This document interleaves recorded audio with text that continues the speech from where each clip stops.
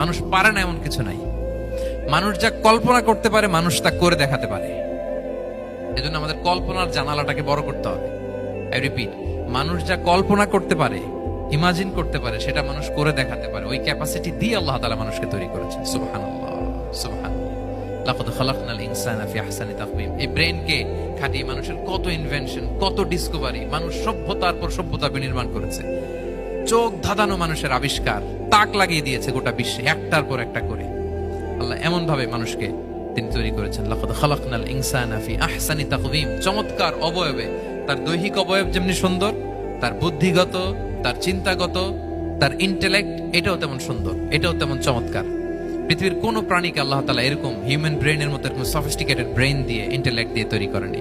এজন্য সব প্রাণী থেকে মানুষ আলাদা। সব প্রাণী থেকে মানুষের চিন্তা, বিবেক, বুদ্ধি এগুলো আলাদা।